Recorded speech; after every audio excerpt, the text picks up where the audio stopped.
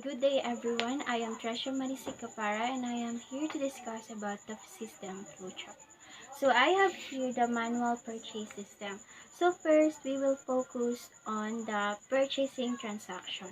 So in the transaction, the purchasing department is the one who will process it in purchasing goods.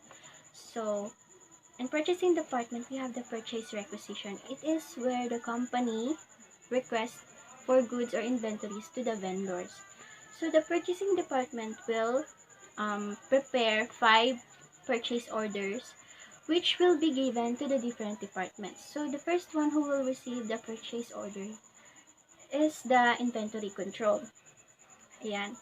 The second one is in the receiving department. Third is in the one being filed. Then fourth is in the accounts payable department. And lastly, sa vendor. So in the vendor's point of view, once they approve the purchase order, they will now deliver the goods together with the um, pack, packing slip and invoice to the company. So to be more specific, the one who will receive the inventory from the vendors or the vendor is the receiving department. So once they receive the inventories, they will now prepare 5 receiving reports. So, since na-receive na rin naman yung invoice, they will now forward the invoice to the purchasing department. So, ano nga bang purpose nitong receiving report? In the receiving report, they will double check or count the inventories received kung nag-match ba dun sa inventories na in order which is nakasulat sa purchase order. So, take note that the purchase order in the receiving department is a blind copy. So, since na etong 5 receiving report na na-prepare ng receiving department, it will be given to the different departments. Then, since ang invoice ay na-forward na rin sa purchasing department, the purchasing department is now, since na-receive na ng purchasing department yung invoice, we can now establish a liability. So, ano nga bang mangyayari sa purchasing department? Once, bago tayo mag-proceed sa establishing of a liability. So,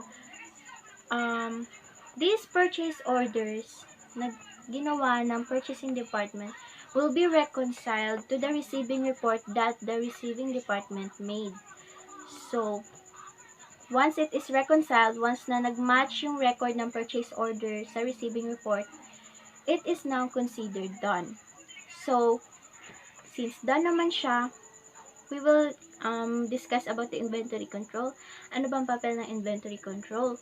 So, in the inventory control, since they receive the PO, they also receive the receiving report, and the purchase requisition, yung personal na receive, diba? They will file it so they can update the inventory ledger.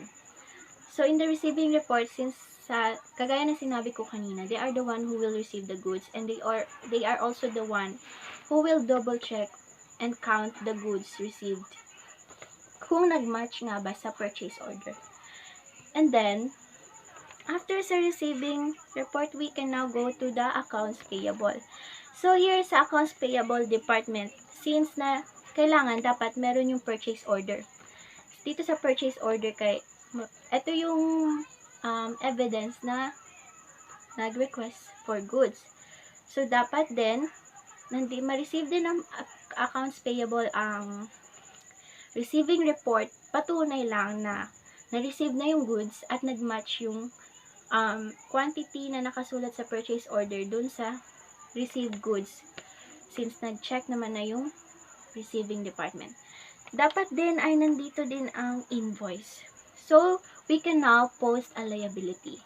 And posting a liability, we need to prepare for voucher payable and purchase journal, then accounts payable subsidiary ledger. Then this purchase order receiving report, invoice, and cash disbursement voucher, ito, it will now be filed as one or an open accounts payable file. So, since tapos na tayo dito, we will now go to the last step, which is the general ledger. The purpose of this, since na-establish natin yung liability and nakapost na rin tayo ng accounts payable, we can now update the trial balance and make a summary for the financial statements.